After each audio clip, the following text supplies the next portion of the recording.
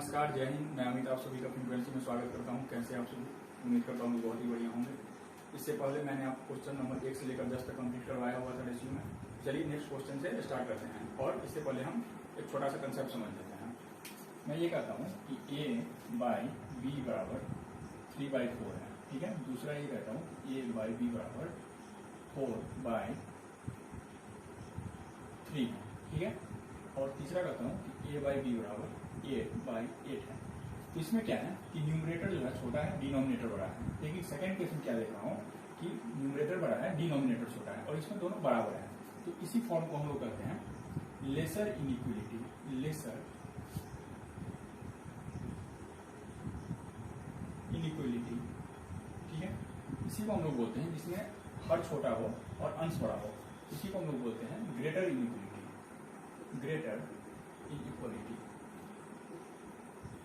इसको बोलते हैं इक्वलिटी। इक्वलिटी, एक चीज ध्यान दीजिएगा इसमें, क्योंकि मैंने इसमें इनइक्वलिटी यूज किया है और इसमें इक्वलिटी क्यों? क्योंकि अगर ये दोनों बराबर नहीं रहा, बड़ा या छोटा हो गया, ठीक है, अंश या में इसमें भी बड़ा या छोटा हो रहा है, तो इसीलिए क्या है, बड़ा या छोटा होगा तो क्या होगा, न्यूमरेटर और डिनोमिनेटर क्या हो जाएगा, इक्वल हो जाएगा। इक्वल नहीं रहेगा। इसमें क्या है, न्यूमरेटर डिनोमिनेटर जो है वो दोनों बराबर है, तो क्या हो गया, इक्वलिटी हो गया, ठीक है।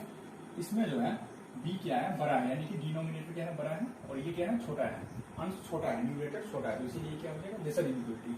इसी को बुक में इस तरह से लिख के दिया गया है।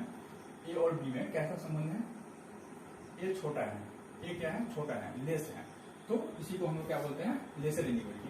ये आप लोगों के एमसीक्यूज में हो सकता है कि आ जाए, ठीक है, इसीलिए इसको ध्यान रखिएगा। a और b इसमें कैसा संबंध है, ग्रेटर इनइक्वलिटी में a क्या है, यहाँ पे क्या है, a बड़ा है और b क्या है, छोटा है, ठीक है। तो इसमें ऐसा रिलेशन है। तो आपको ऐसा भी दे सकते हैं एग्जाम में कि ये सब लिख के दे दे और बोले कि कौन सा इसमें ग्रेटर इनइक्वलिटी है, कौन सा लेसर इनइक्वलिटी है, ठीक है। तो ये थ्योरी के लिए आप लोग इसको पूरा पढ़ सकते हैं, ठीक है। और इसमें क्या है, इक्वलिटी है, इसका मतलब है a और b में कैसा रिलेशन है, बराबर का रिलेशन, ठीक है। यानी a बराबर b है, यानी कि अंश और हर दोनों क्या है, बराबर है। इसमें क्या है, अंश बड़ा है, हर छोटा है, तो यहाँ पर भी हम लोग छोटा इंडिकेट कर रहे हैं। यहाँ पे क्या है, अंश क्या है, छोटा है, हर बड़ा है, तो अंश छोटा है, हर बड़ा है, ठीक है। उम्मीद करता हूँ कि ये आपको समझ में आ चुका होगा। चलिए नेक्स्ट क्वेश्चन से स्टार्ट करते हैं। क्वेश्चन नंबर 11 से क्या है, question number 11, the ratio compounded of 4:5। यानी कंपाउंडेड का मतलब, इससे पहले भी मैंने आपको बताया हुआ है कि कंपाउंडेड का मतलब होता है मल्टीप्लाई करना, गुना करना। The ratio compounded of 4:5, 9:7। तो कंपाउंडेड का मतलब होता है गुना करना, 4/5, 9/7। The triplicate ratio of 3:4। तो 3:4 का क्या होगा, ट्रिप्लीकेट हो जाएगा, ठीक है। And the triplicate ratio of 2/3, इसका ट्रिप्लीकेट क्या होगा। मैंने आपको बताया हुआ था कि a और b को हम रेशियो मानते हैं, तो उसका ट्रिप्लीकेट क्या होता है, a cube ratio b cube, यानी कि a का क्यूब अनुपात b का क्यूब, ठीक है। तो इसमें इसीलिए मैंने इसको क्या कहा, क्यूब कर दिया है, यानी कि घन कर दिया है। तो चलिए इसको सॉल्व करते हैं। 4/5 गुना 9/7 गुना 27, 3 3 9 27, 4 चौके 16 चौके 64। तो 27 से 27 क्या हो जाएगा, वन टाइम में कट जाएगा, 8 8 जा 64, ठीक है। अब तो कोई नहीं कट रहा, तो क्या हो जाएगा, 36 5 70। कट रहा है क्या, हाँ कट रहा है ना, यहाँ पे 4 दूना 8, ठीक है। 9/5 7 35 गुना 70, यानी 9:70। यही इसका क्या होगा, आंसर हो जाएगा, ठीक है। उम्मीद करता हूँ कि आपको समझ में आ चुका होगा। और क्वेश्चन राइट साइड में फ्लैश कर रहा होगा, दिख रहा होगा आप लोग को, सेट में 3 के सेट में दिख रहा होगा, यानी क्वेश्चन नंबर 11 12 और 13, ठीक है।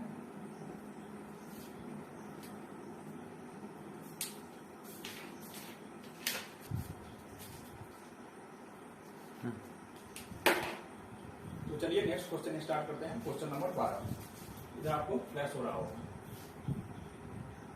क्वेश्चन नंबर 12 में दिया गया है a और b का वैल्यू दिया गया है, यानी कि a बाई बी का वैल्यू दिया गया है 3:4। तो 2a + 3b बाई, यानी कि डिवीजन के रूप में, रेशियो को किस रूप में हम लोग लिखते हैं, डिवीजन के रूप में लिखते हैं, ठीक है। तो 2a + 3b bye 3a + 4b क्या हो जाएगा ये, 2 गुना a का वैल्यू क्या है 3 है, प्लस 3 गुना b का वैल्यू क्या है 4 है। सिंपल पुट करेंगे 3 गुना 3 प्लस 4 गुना 4, तो इसको हम ऐसे लिख सकते हैं 6 + 12 और 9 + 16 यानी कि 18/25, या इसको हम ऐसे भी लिख सकते हैं 18/25। उम्मीद करता हूं कि आपको समझ में आ चुका होगा, ठीक है। नेक्स्ट क्वेश्चन स्टार्ट करते हैं, क्वेश्चन नंबर 13।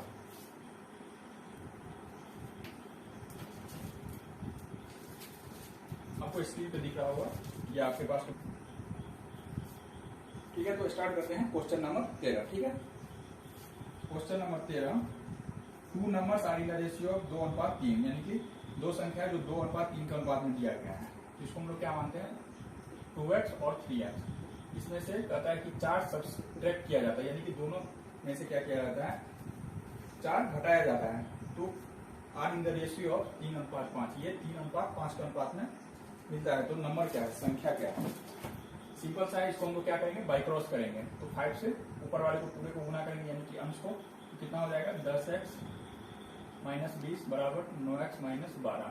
तो 10 में से 9 गया तो कितना हो गया, या इसको ऐसे लिख सकते हैं 10x - 9x बराबर -12 + 20, x बराबर कितना हो गया 8, ठीक है। तो संख्या क्या था पहले 2x और 3x, तो 2x, तो 2 गुना 8 16 और 3x 3 गुना 8 3 8 से 24, 16 और 24 हो गया, ठीक है। इसको हम एक दूसरे कंसेप्ट से भी समझ लेते हैं, एक छोटे से कंसेप्ट से। कौन सा कंसेप्ट है ये, कि 2 और 3 के अनुपात में दिया गया है और ये 4 घटाते हैं दोनों में से, ये क्या हो जाता है 3 और 5 में रेशियो आता है, ठीक है। तो ये तो 4 तो है ही, इस -4 को नहीं लिखेंगे, तो माइनस साइन को नहीं लिखेंगे, सिर्फ 4 लिखेंगे, ठीक है। इसका सॉल्यूशन, और 3 और 5 इस दोनों का अंतर क्या होता है 2 का होता है, ठीक है। यानी कि 5 - 3, और इसमें से क्या होगा 2 को 5 से गुना करेंगे माइनस 3 को 3 से गुना करेंगे, तो कितना हो गया 4 गुना 2 बटा 5 गुना 10 -9, तो 1 हो गया। तो कितना आ गया 8। तो संख्या क्या है, तो 8 को 2 से गुना करेंगे 8 गुना 16 और 8 3 24, 8 गुना 16 और 8 3 24। अगर ये पूछता ये घटाने के बाद कितना आता, तो इसको हम ऐसे भी लिख सकते थे 16 और 24 तो है, 16 में से 4 घटा देते तो 12 और 24 में से 4 घटा देते तो 20, ठीक है। तो ये आपका आंसर हो जाता है, ठीक है। उम्मीद करता हूँ कि ये समझ में आ गया होगा। अब ये समझ लीजिए, नहीं तो ये समझ लीजिए, कोई भी एक समझ में आ गया होगा, ठीक है। नेक्स्ट क्वेश्चन स्टार्ट करते हैं, क्वेश्चन नंबर 14। आपको फ्लैश हो रहा होगा या आपके पास बुक होगा, आप उसमें से भी देख सकते हैं। The angles of a triangle are in the ratio 2 7 11, यानी कि 2 7 और 11 के अनुपात में दिया गया है, ठीक है। यानी कि एक ट्रायंगल का जो एंगल है वो 2 7 और 11 के अनुपात में दिया गया है। तो ट्रायंगल का एंगल कितना होता है 180, और रेशियो मतलब होता है कि किसी को भी छोटा करके लिखना, ठीक है ना। तो 2 7 और 11, तो तीनों को जोड़ेंगे, यानी कि तीनों कोणों का योग होता है 180 डिग्री, और तीनों को जोड़ेंगे तो कितना होगा 2 7 और 11, तीनों को जोड़ेंगे 2 7 + 11, और पहला एंगल क्या निकलेगा 2, तो 2 7 और 11 क्या होता है 11 7 18 2 20 गुना 2, 20 × 180 9 दूना 18 डिग्री आंसर। फिर इसमें भी वही करेंगे, इसमें डायरेक्ट लिख देते हैं 180 बटा 20 गुना क्या हो जाएगा 7, तो कितना हो जाएगा 63 डिग्री, 180 बटा 20 गुना 11 तो 99। इस तीनों को अगर हम जोड़ेंगे तो 180 डिग्री हो जाएगा, ठीक है। हमको जो भी फाइंड करना रहता है उसको हम कैसे निकालते हैं, ओरिजिनल वैल्यू यानी कि जो दिया गया है गिवन है तो 180 है, और जो डुप्लीकेट वैल्यू है यानी कि डुप्लीकेट वैल्यू मतलब इन टर्म्स ऑफ रेशियो, जो रेशियो का फॉर्म दिया गया है तो रेशियो का फॉर्म यह है 2 7 11, तो टोटल हम कहते हैं कि तीनों संख्या का योग रियल में ओरिजिनली 180 डिग्री होता है त्रिभुज का, और ये जो है रेशियो के फॉर्म में दिया गया है 2 7 11, तो ये असली वैल्यू, ये डुप्लीकेट वैल्यू नकली वैल्यू 2 7 11, और हमको फाइंड क्या करना है, फाइंडिंग वैल्यू क्या करना है, तो 2 का यानी पहला डिग्री हमको मान ज्ञात करना है, तो 18 डिग्री 63 डिग्री और 99 डिग्री। उम्मीद करता हूँ कि आपको समझ में आ चुका होगा, ठीक है। चलिए नेक्स्ट क्वेश्चन से समझते हैं, क्वेश्चन नंबर 15 से। क्वेश्चन नंबर 15 कहता है कि division of 324 between x and y यानी x और y का जो अनुपात दिया गया है वो 11:7 कर दिया गया है, यानी कि x का शेयर 11 में है और y का शेयर 7 में है, तो टोटल शेयर कितना हो जाएगा 18 हो जाएगा। तो 324 रुपये को बांटना है दोनों भाइयों में। तो x का जो होगा, x का कितना होगा 324 और ये टोटल कितना हो जाएगा, क्योंकि टोटल अमाउंट 324 दिया गया और इधर टोटल कितना है रेशियो के फॉर्म में 11 और प्लस 7 18 और x का क्या हो जाएगा, इसको 9 से कैंसिल करते हैं, 9 दूना 18, 9 दूना 18, 9 तिया 27, 9 छक्के 54, 2 18, तो ये क्या हो जाएगा 198 रुपया। और y का कितना हो जाएगा 324 बट्टे 18 गुने 7 हो जाएगा, यानी कि 18 सत्ते 126 रुपया। तो इस दोनों को आप अगर जोड़ेंगे तो टोटल 324 रुपये ही आएगा इस दोनों को जोड़ने पर। उम्मीद करता हूँ कि आप समझ चुके होंगे। ठीक है, नेक्स्ट क्वेश्चन से स्टार्ट करते हैं। Question number 16, Anand earns ₹80 in 7 our and Pramod earns 90 in 12 hours, the ratio of their earning is, यानी कि आनंद जो है वो 80 रुपये जो है कमाता है कितने घंटों में 7 घंटों में। तो 1 घंटों में कितना कमाएगा 80/7, ठीक है। और प्रमोद कितना कमाता है 90 रुपया कमाता है, कितना 12 घंटा काम करके, तो 1 घंटे काम करके कितना कमाएगा तो 90/12। तो आनंद का जो होगा, आनंद का 1 आवर अर्निंग ऑफ आनंद कितना होगा 80/7 होगा। 1 घंटे में आनंद कितना कमाता है 80/7, और 1 घंटे में प्रमोद कितना कमाता है 1 hour earning of Pramod, earning of Pramod 90/12, ठीक है। तो इसका अनुपात पूछ रहा है, तो ये तो नहीं पूछ रहा है कि प्रमोद और आनंद का अनुपात क्या है, डियर अर्निंग, यानी कि पहले आनंद का दिया हुआ है तो आनंद और प्रमोद का निकालेंगे, ठीक है। तो आनंद और प्रमोद का अनुपात क्या होगा, कोई दिक्कत नहीं है, 80/7/90/12, यानी कि 80/7 गुने 12/90, तो कर गया 3 दिया 9, 3 चौके 12, यानी कि 32/21, या इसको हम लोग लिख सकते हैं 32/21। उम्मीद करता हूं कि आपको समझ में आ चुका होगा। चलिए नेक्स्ट क्वेश्चन से स्टार्ट करते हैं। क्वेश्चन नंबर 17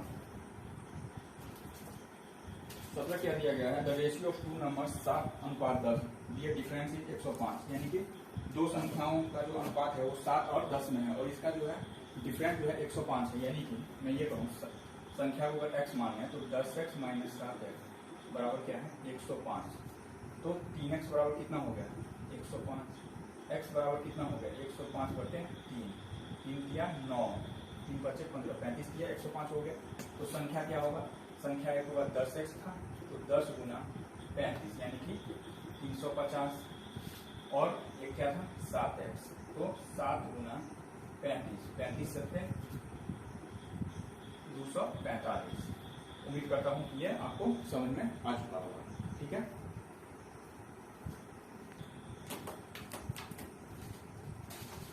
चलिए नेक्स्ट क्वेश्चन से शुरुआत करते हैं। क्वेश्चन नंबर 18 से, आपको इस साइड राइट साइड में फ्लैश हो रहा होगा, दिख रहा होगा क्वेश्चन। क्वेश्चन नंबर 18 ये कहता है कि P, Q and R are 3 cities. The ratio of average temperature between P and Q 11:12 है। P, Q जो है वो 11:12 के अनुपात में दिया गया है, ठीक है। And that between P and R 9:8, P और R का जो है 9:8 में, ठीक है। The ratio between the average temperature Q and R, यानी Q और R क्या होगा, ठीक है, यही पूछ रहा है।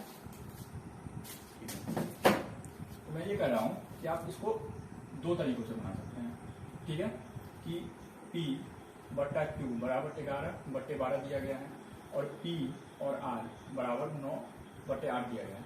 इस दोनों में क्या कॉमन है, सिर्फ हमको P नजर आ रहा है, तो ऊपर वाले को जब सॉल्व करेंगे तो इस 9 को, यानी कि ये P दोनों कॉमन है, दोनों में आ रहा है और तो कुछ कॉमन नहीं है, तो ये वैल्यू को 9 वाले को, इस 9 वाले को यहाँ गुना करेंगे ऊपर और नीचे, तो कितना होगा 99 और 12 9 108, और इस 9 को कितना से गुना करेंगे इस 11 से, क्योंकि ओरिजिनल वाला वैल्यू कितना है 11, यानी कि दोनों में कॉमन है तो 11 से यहाँ पे गुना करेंगे।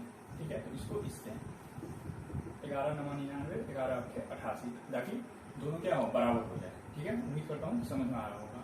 तो Q और R बराबर क्या होगा, तो Q का वैल्यू कितना है 108 और R का वैल्यू कितना है 88। इसको आप ऐसे भी लिख सकते हैं,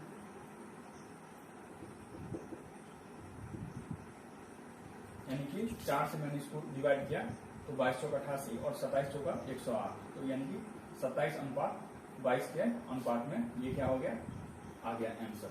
और इसको हम दूसरे तरीकों से और भी बता सकता हूँ, एक तरीका मैं और बताता हूँ। ठीक है, कि यहाँ पे क्या है P P दोनों कॉमन है। ठीक है, यानी कि इसमें क्या है Q, इस दोनों में क्या है कि P और P कॉमन है। ठीक है, और कुछ तो कॉमन नहीं है, यानी कि 11 और 9 ये कॉमन है। तो हम क्या करते हैं, किसी को भी किधर रख सकते हैं, लेकिन जो कॉमन हो उसको हम लोग बीच में रखते हैं। ठीक है, तो Q P R। ठीक है, ये और करके मैं बता रहा हूँ, ये दूसरा है। ठीक है, Q, तो Q का वैल्यू क्या है 12 है। ठीक है, Q का वैल्यू क्या है 12 है और P का वैल्यू क्या है 11 है। ठीक है, यहाँ पे क्या है कि P का वैल्यू क्या है 9 है और R का वैल्यू क्या है 8 है।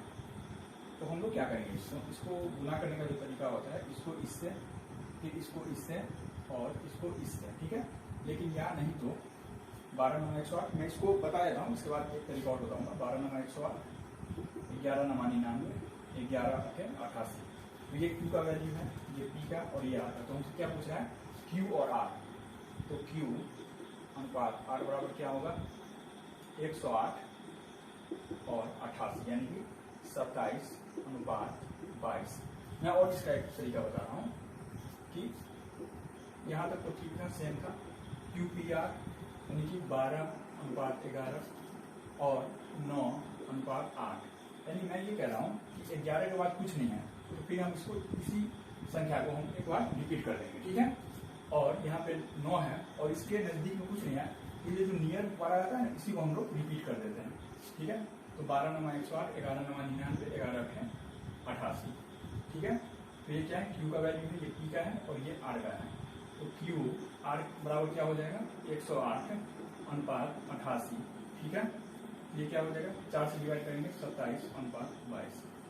आई think there is no doubt, आप समझ चुके होंगे। चलिए नेक्स्ट क्वेश्चन 19 से स्टार्ट करते हैं। ठीक है, और आपको राइट साइड में फ्लैश हो रहा होगा, दिख रहा होगा क्वेश्चन, या आपके पास बुक होगा वहां से देख सकते हैं, नहीं तो ICAI की वेबसाइट से डाउनलोड करके भी देख सकते हैं। ठीक है, क्वेश्चन नंबर 19, इसमें दिया गया है x और y का वैल्यू दिया गया है 3:4 के अनुपात में। द वैल्यू ऑफ, यानी x² y प्लस xy² बटे x³ प्लस y³ यही दिया गया है x² y प्लस xy² बटा x³ प्लस y³ इसका वैल्यू क्या होगा। सिंपल है, इसमें वैल्यू पुट करेंगे, क्या होगा x का स्क्वायर यानी कि 3 का स्क्वायर गुना y का क्या हो जाएगा 4 प्लस x का वैल्यू क्या है 3 गुना y का स्क्वायर यानी 4 का स्क्वायर बटे x का क्यूब यानी कि 3 का क्यूब प्लस y का क्यूब यानी 4 का क्यूब। तो क्या हो जाएगा 3 का स्क्वायर क्या हो जाएगा 9 गुना 4 प्लस 3 गुना 16 और 3 किया 9 किया क्या हो जाएगा 27, 3 का क्यूब 4 का क्यूब 64। तो ये क्या हो जाएगा 9 चौक 36 प्लस 48। ठीक है, और 27 प्लस 64 तो कितना हो जाएगा 84 हो जाएगा। और इधर नीचे 36 और 48 को जोड़ेंगे तो 84 और इधर 27 और 64 को जोड़ेंगे तो 91। तो ये 7 से अगर हम डिवाइड करें तो 12 सतह कितना हो जाएगा 84 और 13 सतह 91, यानी कि 12:13 के अनुपात में है। ठीक है,